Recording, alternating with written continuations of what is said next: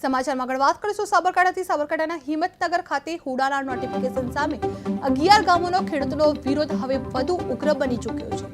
હુડા હટાવો સંકલન સમિતિની આગેવાનીમાં સ્થાનિક તંત્ર અને રાજ્ય સરકાર સામે રેલીઓ, જાહેર સભાઓ, પત્રિકા વિતરણ અને સૂત્રોચ્ચાર દ્વારા ખેડૂતોએ પોતાની ચિંતાઓ રજૂ કરી છે। પણ ખેડૂતો ડરે છે કે હુડાના વિકાસમાં તેમની ખેતીની જમીન જતી રહી શકે છે અને તેઓ જમીન વિહોણા બની શકે છે।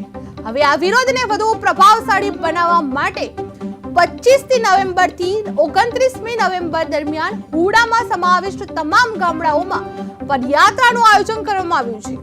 આ પદયાત્રા સ્પષ્ટ સંકેત આપે છે કે ખેડૂતો હવે પીછેહટ કરવાના મૂડમાં નથી અને સરકારને તેમના આંદોલન અને આજીવિકાની ચિંતા ગંભીરતાથી લેવી પડશે। હિંમતનગરના ખેડૂતો હુડાના નોટિફિકેશનનો વિરોધ કરી રહ્યા છે, જેમાં 11 ગામોના ખેડૂતો જમીન વિહોણા બનવાનો ડર બતાવી રહ્યા હતા। જેમાં હુડા હટાવો સંકલન સમિતિ આગળ વધી રહી છે, જેમાં પદયાત્રા દ્વારા ખેડૂતોનો વિરોધ કરવામાં આવ્યો છે, જે વધુ ઉગ્ર બનશે। તેને લઈને સરકારની પગલાં વિના વિરોધ સતત ચાલુ રહેશે। જે હુડા હટાવો સંકલન સમિતિ આગળ વધી રહી છે, જે ખેડૂતોને આજીવિકાની ચિંતા ગંભીરતાથી લેવી પડશે। જેમાં ગામડાઓમાં સમાવિષ્ટ તમામ ગામડાઓનું પદયાત્રાનું આયોજન કરવામાં આવ્યું છે, જે પ્રભાવશાળી બનાવવા માટે 25મી નવેમ્બરથી 29 નવેમ્બર સુધી આ દરમિયાન હુડામાં સમાવિષ્ટ તમામ ગામડાઓમાં પદયાત્રાનું આયોજન કરવામાં આવશે। આ પદયાત્રા સ્પષ્ટ સંકેત આપે છે કે ખેડૂતો હવે પીછેહટ કરવાના મૂડમાં નથી અને સરકારને તેમનું આંદોલન અને આજીવિકાની ચિંતા ગંભીરતાથી લેવી પડશે તેવું ખેડૂતો કહી રહ્યા છે। જેમાં હિંમતનગર ખેડૂતો હુડાના નોટિફિકેશનનો વિરોધ કરી રહ્યા છે, જેમાં 11 ગામોના ખેડૂતો જમીન વિહોણા બનવાનો ડર હતો, તેમને હુડા હટાવો સંકલન સમિતિ આગળ વધી રહી છે અને પદયાત્રા દ્વારા ખેડૂતોનો વિરોધ વધુ ઉગ્ર બનશે। તે સરકારની પગલાં વિના વિરોધ સતત ચાલુ રાખશે।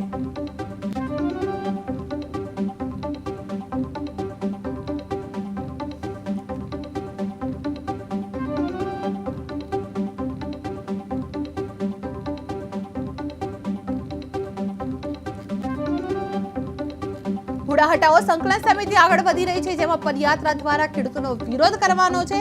જે હુડા નોટિફિકેશનનો વિરોધ કરવામાં આવ્યો છે, હિંમતનગર ખેડૂતોના હુડાના નોટિફિકેશન દ્વારા વિરોધ કરવામાં આવ્યો છે। જે પદયાત્રા સ્પષ્ટ સંકેત આપી રહી છે કે ખેડૂતો હવે પીછે હટવાના નથી। જે ખેડૂતો ડરે છે કે હુડાના વિકાસમાં તેમની ખેતીની જમીન જતી રહી શકે છે અને તેઓ જમીન વિહોણા બની શકે છે। હવે આ વિરોધને વધુ પ્રભાવશાળી બનાવવા માટે ખેડૂતોએ 25મી નવેમ્બરથી 29મી નવેમ્બર દરમિયાન આ હુડામાં સમાવિષ્ટ તમામ ગામડાઓમાં પદયાત્રાનું આયોજન કરવામાં આવ્યું છે। આ પદયાત્રા સ્પષ્ટ સંકેત આપે છે કે ખેડૂતો હવે પીછેહટ કરવાના મૂડમાં નથી।